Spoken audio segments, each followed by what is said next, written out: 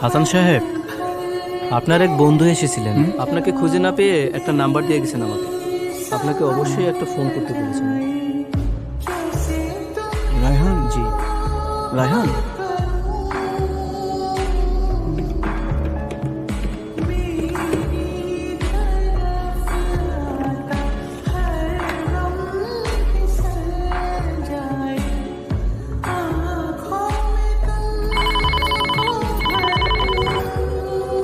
Hello, hello, এটা রায়হানের number না?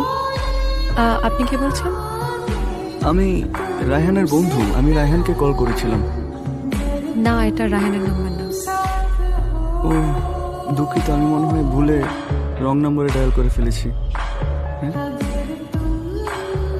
হ্যালো? আচ্ছা, এটা কি সত্যি সত্যি আমার বন্ধু রায়হানের নাম্বার না? না, আচ্ছা ঠিক আছে, আবারও সরি, কনফিউজ ছিলাম তো তাই আবারও কল দিলাম। না না, কোনো সমস্যা নেই, বলুন না, কি বলবো? যা খুশি বলুন। আপনার কণ্ঠ বেশ সুন্দর, শুনতে ভালো লাগছে।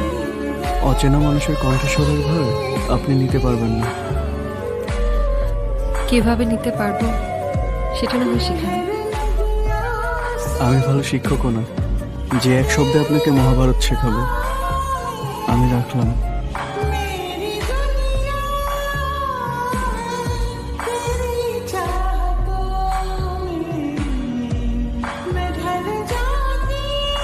সম্মানিত যাত্রী সাধারণের মনোযোগ আকর্ষণ করছি, রাজশাহী থেকে ছেড়ে আসা পদ্মা এক্সপ্রেস ট্রেনটি আর অল্প কিছুক্ষণই ১ নম্বর লাইনে প্রবেশ করিবে। আমি আবারও বলছি, আর অল্প কিছুক্ষণের মধ্যে ১ নম্বর লাইনে প্রবেশ করিবে।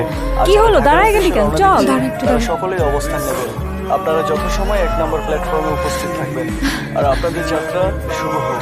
ধন্যবাদ। আচ্ছা শুনছেন, জি বলুন। এই যে অ্যানাউন্সমেন্টটা হচ্ছে, এটা কার ভয়েস? ওনার নাম হাসান।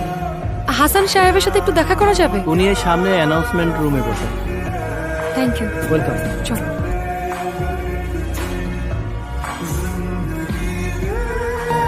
আপনি হাসান সাহেব?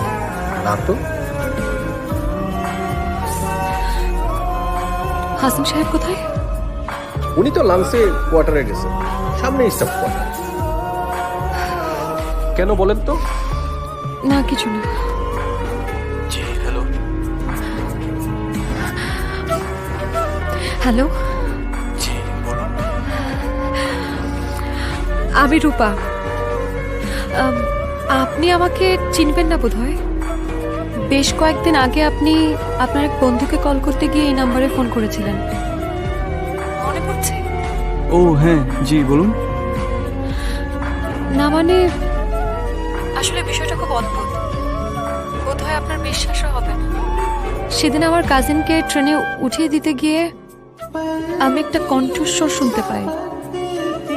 আমি নিশ্চিত এই কণ্ঠস্বর আপনার, তাই ভাবলাম আপনাকে একটা কল করি। অদ্ভুত, আপনি আমার বাসার নাম্বার কোত্থেকে পেলেন? এটা তো পাওয়ার কথা না। শুনেছি মন থেকে চাইলে বিধাতাকেও পাওয়া যায়, সেখানে আপনার বাসার নাম্বার তো খুব সহজ বিষয়। আচ্ছা এখন বলুন কি চান? না কিছু না, যদি বলি আপনার কণ্ঠস্বর শুনে আপনাকে দেখার খুব ইচ্ছে হচ্ছে, তাহলে কি খুব অন্যায় হবে? মানুষ দূর থেকে সুন্দর, কাছে টেনে কেন সুন্দর বানাতে চাচ্ছে? রাত অনেক হয়েছে, ভালো থাকুন। হ্যালো হ্যালো হ্যালো, আপনার কণ্ঠস্বর শুনে আপনাকে দেখার খুব ইচ্ছে হচ্ছে, তাহলে কি খুব অন্যায় হবে?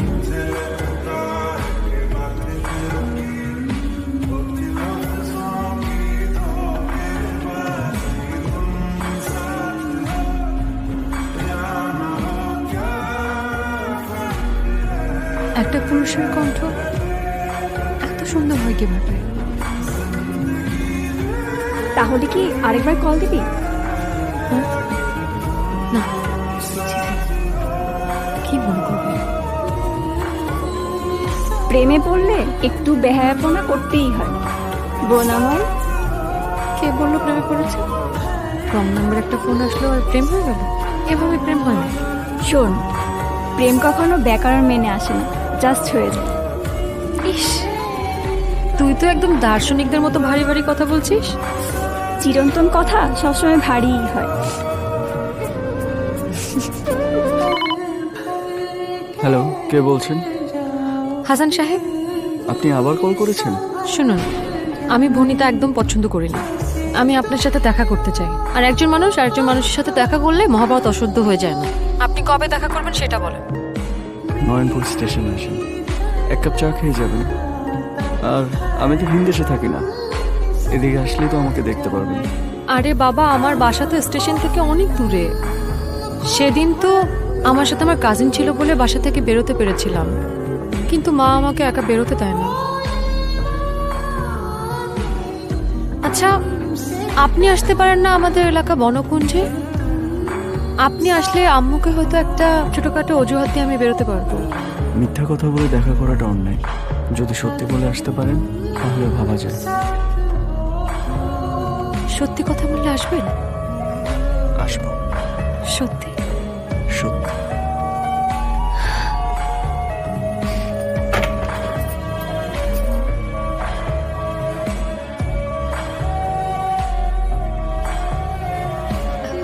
আপনি কি হাসান?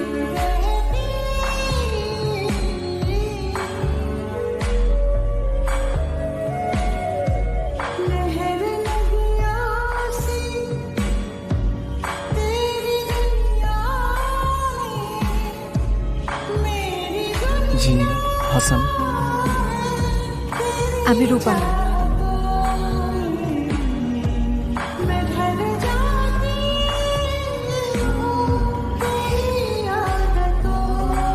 কেমন আছেন? সত্যি বলবো, সত্যি শুনতে সুন্দর লাগে। আপনাকে দেখে একটা অদ্ভুত অনুভূতি হচ্ছে। একটা অন্যরকম অনুভূতি, স্নিগ্ধ। মেয়েরা প্রশংসা শুনলে খুশি হয়, তাই বলছেন? সুন্দর মনের মানুষের চোখের দিকে তাকিয়ে আমি মিথ্যা বলতে পারি না। আপনি কি করে বুঝলেন আমার মন সুন্দর? আপনি চোখ তো সেটাই বলেন।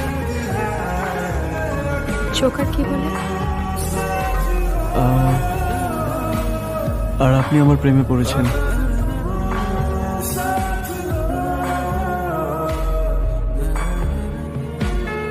আর আপনি?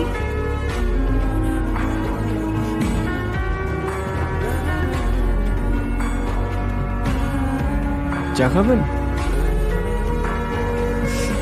খাওয়া যায়, কিন্তু ফুটপাতে।